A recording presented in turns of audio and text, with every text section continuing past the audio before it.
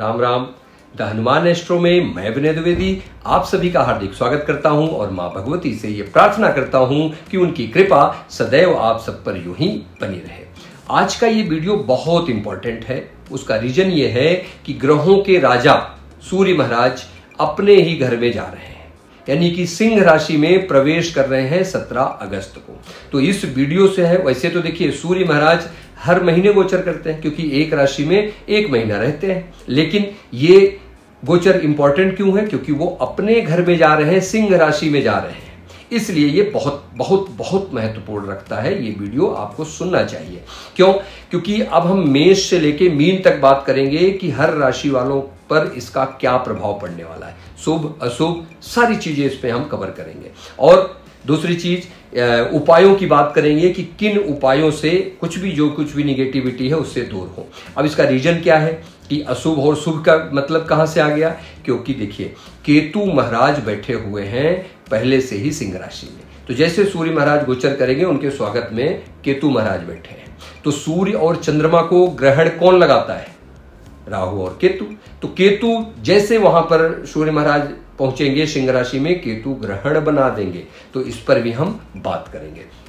तो वीडियो शुरू करने से पहले समझ लेते हैं सूर्य महाराज को, राजा को, ग्रहों के राजा को। सूर्य कौन है? सूर्य प्रकाश देने वाले हैं, पूरे ब्रह्मांड को सबको प्रकाशित करते हैं सूर्य महाराज।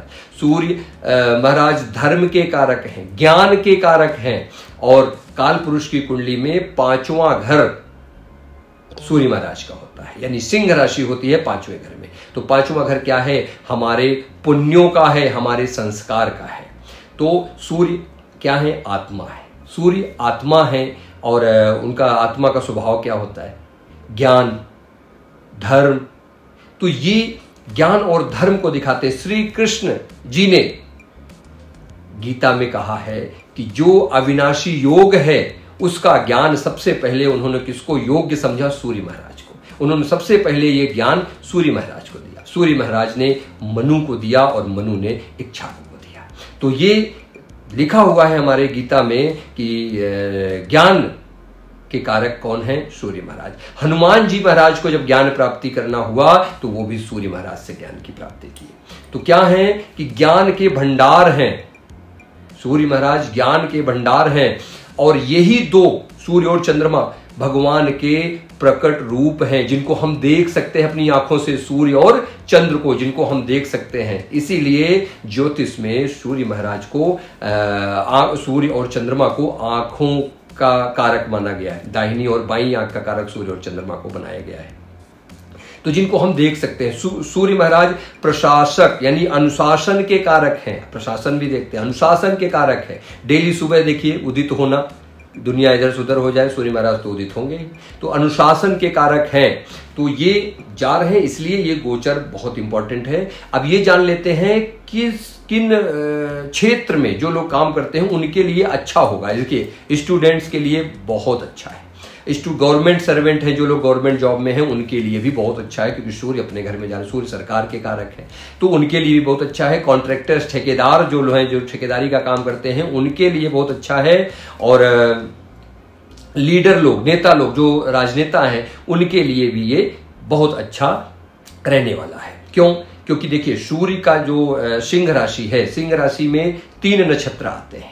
3 नक्षत्रों में सिंह राशि आती है। पहला नक्षत्र है मघा, दूसरा है पूर्व फाल्गुनी और उत्तरा फाल्गुनी, यानी कि सिंह राशि के अंडर में 3 नक्षत्र आते हैं, मघा, पूर्व फाल्गुनी और उत्तरा फाल्गुनी। इन तीनों नक्षत्र पितरों के नक्षत्र कहे गए हैं। ये पितरों के नक्षत्र हैं। और सूर्य देखेंगे आप जब भी, हर बार देखिए हर साल कि जब भी सूर्य सिंह राशि और या सिंह राशि से कन्या राशि के में होते हैं तभी पितृपक्ष पड़ता है। क्योंकि इस बार तो आपका पितृपक्ष रहेंगे, इसमें सिंह राशि में रहेंगे तभी से पितृपक्ष स्टार्ट हो जाएगा। तो पितरों का नक्षत्र माना गया है, बताया ही। और ये 7 सितंबर से पितृपक्ष स्टार्ट हो रहा है, 22 सितंबर तक रहेगा। तो पितृपक्ष यानी कि ये पितरों के आशीर्वाद लेने का समय बहुत अच्छा है। और 3 तरह के, आप लोग जानते ही होंगे, हमारे जो भी इस धरती पर जन्म लिए उनको 3 प्रकार के ऋण होते हैं उनके ऊपर। एक तो देव ऋण, एक पितृ ऋण, एक ऋषि ऋण। तो ये ऋण जो 3 प्रकार के होते हैं इसको हम चुकाते कैसे? देव ऋण तो पूजा पाठ साधना करके चुकाते हैं, और पितृ ऋण उनकी सेवा करके, पितरों की पूजा करके, पितरों का सेवा करके चुकाते हैं। और ऋषि ऋण जो होता है वो हम अपने कुल में यानी अपने गोत्र में शादी करके अपने गोत्र को, यानी गोत्र कौन, हमारे ऋषियों, हमारे वंशज ऋषि जो हमारे, उनके उस पे चल के, आदर्शों पे चल के हम अपने ऋषि ऋण को चुकाते हैं।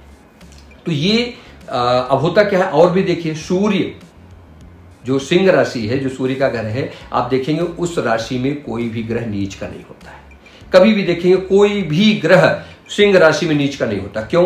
क्योंकि सिंह राशि के स्वामी सूर्य, सूर्य किसके? पिता के कारक है। भाई बेटा कितना भी खराब हो, पिता उसका बुरा नहीं करते हैं, तो इसलिए वहां पर कोई भी ग्रह नीच का नहीं होता है। अब मैं बात करूं कि प्रॉब्लम कहां पे आएगी। प्रॉब्लम देखिए कहां पे आ रही है, क्योंकि केतु महाराज वहां बैठे हैं, राहु देख रहे हैं, यानी राहु केतु के एक्सेस में सूर्य महाराज 17 को जा रहे हैं। तो प्रॉब्लम कहां पे देंगे? प्रॉब्लम देंगे कि सूर्य ईगो के कारक है, ईगो की कारक है। लेकिन सूर्य क्या है? ईगो के कारक है, तो थोड़ा सा पॉजिटिव ईगो है, ठीक, सात्विक ईगो जिसको कहते हैं, अहंकार जिसको कहते हैं। राहु क्या है? नेगेटिव ईगो है, नेगेटिव भरते हैं अंदर में। और केतु मोक्ष के कारक है।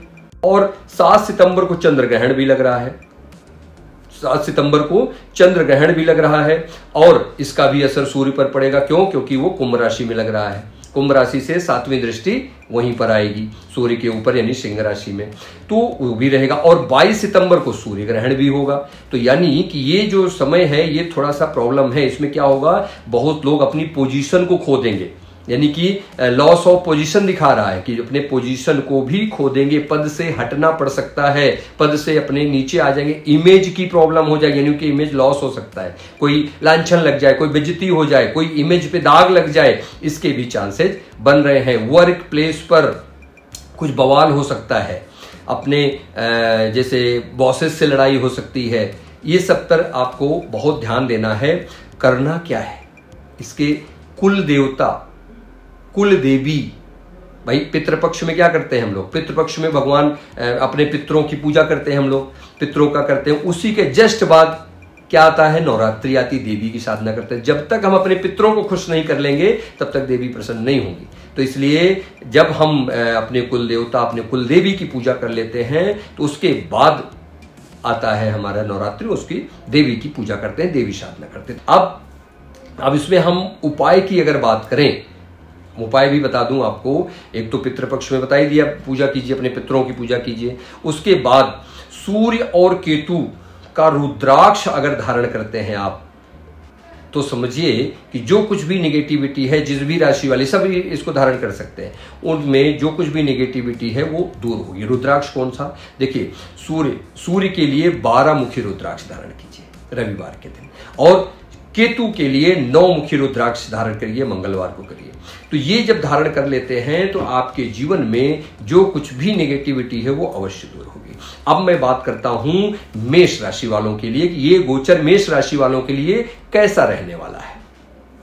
तो मेष की अगर बात करूं तो देखिए, मेष राशि वालों के 5वें भाव से सूर्य का गोचर हो रहा है, तो स्टेटस में वृद्धि लाने वाले हैं, क्योंकि लग्नेश मंगल के मित्र हैं। आपके लग्नेश, मेष के लग्नेश कौन हुए? मंगल, मंगल के मित्र हैं सूर्य महाराज। तो क्या करेंगे? आपके स्टेटस में वृद्धि कराएंगे, और आपके संतान की तरफ से कुछ ना कुछ आपको गुड न्यूज दिला सकते हैं। संतान प्राप्ति की तरफ अगर आप बढ़ रहे थे तो संतान प्राप्ति भी करा सकते हैं। स्टूडेंट के लिए बहुत अच्छा है। तो यानी कि मेष राशि वालों के लिए ये गोचर बहुत ही अच्छा है, कहीं कोई प्रॉब्लम ऐसी नहीं है। अब चलते हैं वृषभ राशि वालों के लिए। तो वृषभ राशि वालों के 4थे घर से सूर्य महाराज का गोचर होगा। तो चौथे घर में गोचर होने का, चौथा घर हमारा परिवार है, और वृषभ राशि कहाँ होती है?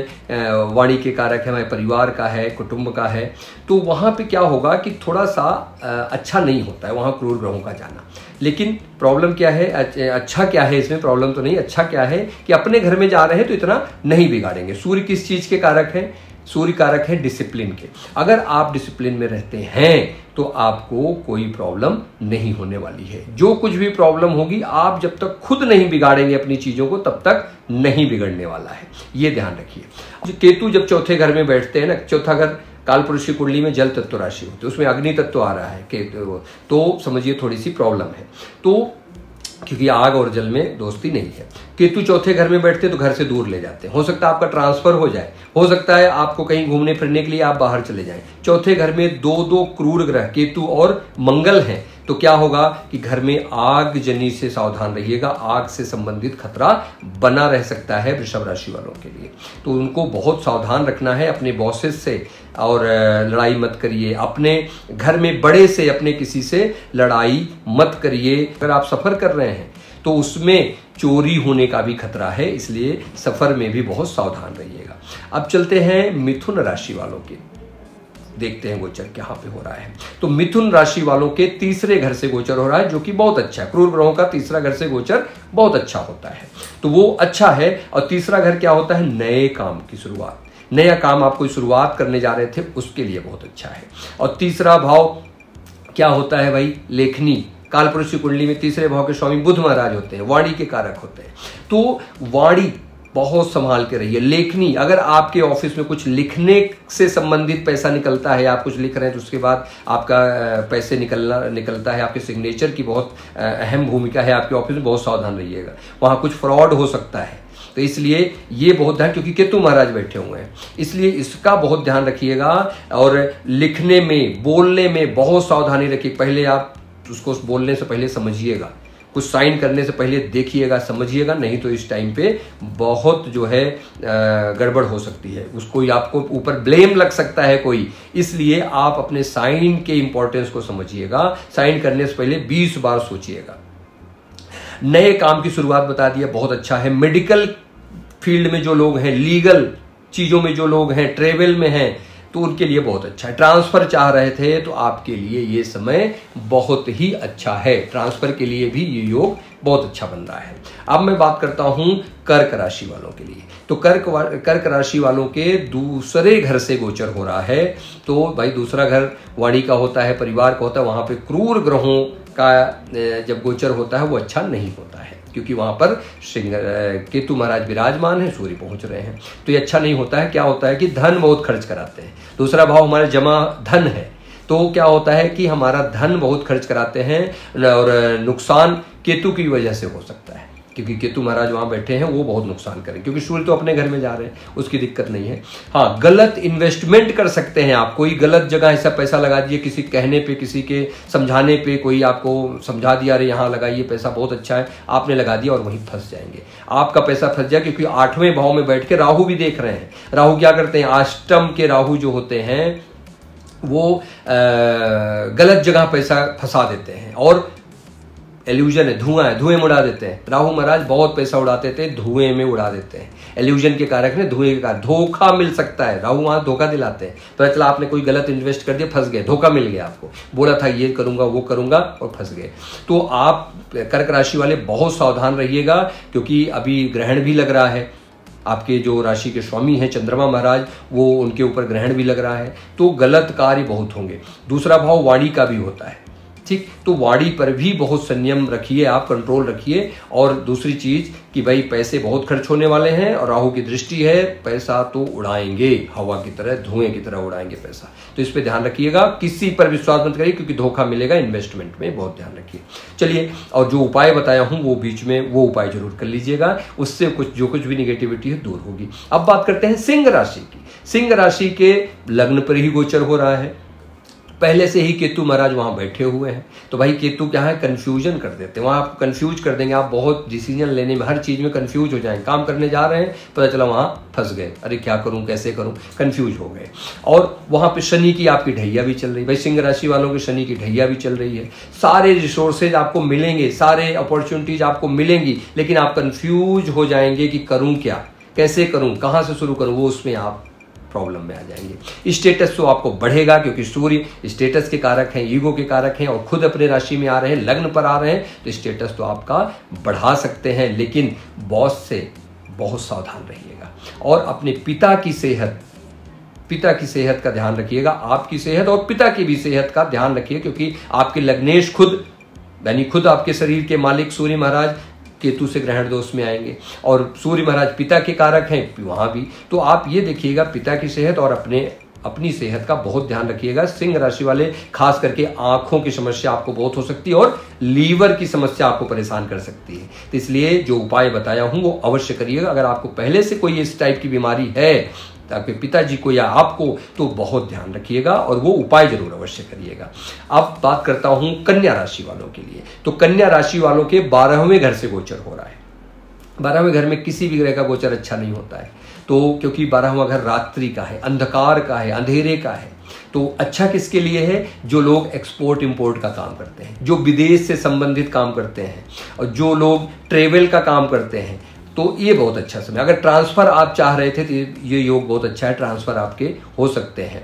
तो विदेश से जुड़ा काम करते हैं, बता ही दिया, बहुत अच्छा रहेगा। तो बस आपको ध्यान क्या रखना है? स्वास्थ्य का, क्योंकि 12वां भाव अच्छा नहीं होता, बीमारियों का, अस्पताल का है। तो स्वास्थ्य का ध्यान रखिए, स्वास्थ्य खराब हो सकती है। खास करके 2 ही चीज़ें बताएं, आँख और लीवर। खर्च बहुत होगा आपकी और बेफालतू के दौड़ भाग आपके रहेंगे। उपाय कर लीजिए, जिससे जो मैंने उपाय बताया है वीडियो में वो उपाय जरूर कर लिए, जिससे कि आपकी जो कुछ भी नेगेटिविटी हो दूर हो, स्वास्थ्य में सुधार रहेगा, स्वास्थ्य में बचाव रहेगा उससे, उस उपाय से। अब मैं बात करता हूं तुला राशि वालों की। तो तुला राशि के 11वें घर से यानी कि इनकम के भाव से गोचर हो रहा है। तो इनकम का भाव होता है 11वां भाव, आपके कॉन्टेक्ट्स का होता है, मित्र का होता है, जो बड़े नेटवर्क सर्किल का होता है, आपकी इच्छाओं का होता है। तो वहां से गोचर बहुत अच्छा है। मित्रों से, आपके जानने वालों से आपका लाभ मिलेगा, आपको 100% लाभ मिलने वाला है आपके मित्रों से। भाग्येश बुध भी साथ रहेंगे इस बीच में, तो भाग्येश बुध का भी साथ रहेगा सूर्य के साथ, तो ये भी बहुत अच्छा है, नहीं भाग्य का भी साथ मिलेगा।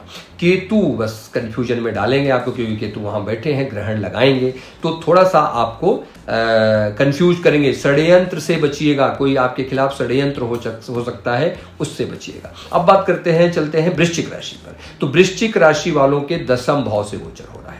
तो भाई 10वें भाव में तो सूर्य महाराज दिग्बली होते हैं, वो तो वहां पे बहुत उनको पावर मिल जाती है और अपने घर में जा रहे हैं। रोशनी का है 10वां भाव, स्टेटस का है, नेम फेम का है, ईगो का है। तो इसमें जो है आपके प्रमोशन के योग बनेंगे, नेम फेम मिलेगा आपको। तो वृश्चिक राशि वालों के लिए तो बहुत अच्छा समय है। तो उनको बता दिया, स्टेटस बढ़ेगा, जो है आपके प्रमोशन के योग बनी रहे हैं, नई रिस्पॉन्सिबिलिटी आपको मिल सकती है, सीनियर से बहुत अच्छा सपोर्ट आपको इस बीच में मिलेगा। आप देखिएगा, बस केतु की वजह से आप अपने आप कोई गलती कर सकते हैं, कोई डिसीजन लेने में जल्दबाजी में कोई गलती कर सकते हैं, क्योंकि सूर्य को जब ग्रहण लगाएंगे तो प्रॉब्लम हो सकती है। वो डिसीजन जब ले तो 20 बार सोच कर लीजिए। वृश्चिक राशि वाले 20 बार सोच के तब डिसीजन लीजिएगा, तो जिससे कि आपको जो कुछ भी प्रॉब्लम है वो दूर हो। और नए काम आपको मिल सकते हैं, नई जगह आप जा सकते हैं, नए काम की वजह से नई जगह जा सकते हैं, ऐसा भी कर सकते हैं, नई रिस्पॉन्सिबिलिटी बताई दी आपको। तो ये सारी चीजें आप है, ट्रांसफर का योग भी बन रहा है। अगर जॉब चेंज करना चाह रहे थे, स्विच करना, तो उसके भी योग बन रहे हैं। बस जो कुछ भी निगेटिविटी है बताया, अपनी गलतियां कर सकते हैं, उसके लिए उपाय जरूर करिएगा जो मैंने वीडियो में बताया है। अब मैं बात करूं धनु राशि वालों के लिए। तो धनु राशि का जो है सूर्य महाराज भाग्य भाव से यानी 9वें भाव से गोचर करेंगे। तो थोड़ा सा 9वें भाव से गोचर अच्छा नहीं होता है। तो आपके पिता, 9वां भाव क्या होता है? पिता के होता है, आपके अधिकारियों का होता है। तो ये थोड़ा सा प्रॉब्लम देगा। धर्म की, जो लोग धर्म में हैं, जो लोग धार्मिक कार्य यानी अध्यात्म में है, इस सब चीजें कर रहे हैं, उनके लिए बहुत अच्छा है। उनके लिए अच्छा है, यानी धर्म के लिए बहुत अच्छा है। गुरु के स्थान पर अगर आप बार बार जाते रहते हैं, उनके आशीर्वाद लेते रहते हैं, तो आपका ये टाइम भी गलत जो कुछ है ये कट जाएगा, क्योंकि आप लोग की ढैया भी चल रही है। तो इससे पिता के स्वास्थ्य बता दिया, भाई पिता का भाव है, वहां पर ग्रहण लग रहा है, सूर्य जा रहे हैं, 9वां भाव पिता का होता है। तो पिता के स्वास्थ्य को लेके आप परेशान रह सकते हैं, बॉस से आपकी लड़ाई हो सकती है, मैनेजमेंट से लड़ाई हो सकती है। ध्यान रखिएगा जब ग्रहण लगेगा, सूर्य से केतु जब मिलेंगे तो 17 अगस्त के बाद से, तो ये ध्यान रखिएगा और उपाय जो बताया वो अवश्य करिए। अब बात चलते हैं मकर राशि के ऊपर। तो मकर राशि वालों के लिए ये गोचर अच्छा एकदम से नहीं है, क्योंकि 8वें घर से सूर्य महाराज का गोचर हो रहा है। 8वां घर में जाना किसी के लिए अच्छा नहीं होता, सिर्फ 2 लोगों को छोड़ के, डॉक्टर हो और लॉयर अगर आप हैं तो आपके लिए तो ठीक है, बाकी सबके लिए प्रॉब्लम है, क्योंकि सूर्य विवाद देंगे, लिटिगेशन देंगे, वहां पर केतु के साथ बैठ के सरकारी बाधा देंगे कार्यों में। तो ये थोड़ा सा आपको आंखों की प्रॉब्लम देंगे, लीवर की समस्या ज्यादा देंगे। शनि की 7.5 भी चल रही है। अब सूर्य वहां बली है, ठीक है, ससुराल से भी आपको कुछ ना कुछ बुरी खबर मिल सकती है, क्योंकि 8वां घर ससुराल का भी होता है, वहां से भी कुछ ना कुछ प्रॉब्लम आ सकती है। खर्च आपके इच्छा के विपरीत होगा, जो आप खर्च नहीं करना चाह रहे थे जबरदस्ती आपको खर्च करना पड़ सकता है।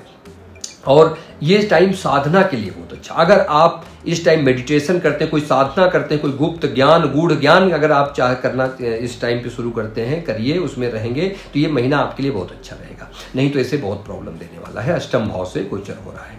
चलिए उपाय करिएंगे, उपाय जो मैंने बताया वीडियो में वो करिए तो अवश्य उसमें लाभ मिलेगा। अब मैं बात करता हूं कुंभ राशि की। कुंभ राशि के 7वें भाव से गोचर हो रहा है। भाई 7वां भाव में भी सूर्य का जाना अच्छा नहीं है, क्योंकि सूर्य सेपरेशन के कारक हैं। केतु पहले से बैठे हैं। 7वां भाव क्या होता है? हमारे मैरिड लाइफ का होता है। तो मैरिड लाइफ के लिए तो बहुत ही खराब समय है, ऐसा समझ लीजिए। क्योंकि सूर्य महाराज वहां काल पुरुष की कुंडली में सूर्य महाराज 7वें भाव में नीच के होते हैं। तो नीच के होते हैं वहां पे, तो थोड़ी सी प्रॉब्लम देते हैं, विवाह में प्रॉब्लम देते हैं, सेपरेशन, बताया ना, तलाक तक बात जा सकती है अगर लड़ाई झगड़े आपके चल रहे हैं। तो ये सब बहुत ध्यान रखिएगा। ईगो प्रॉब्लम बहुत होगी हस्बैंड वाइफ में, स्पाउस के अपने स्पाउस से, तो उसका ध्यान रखिएगा।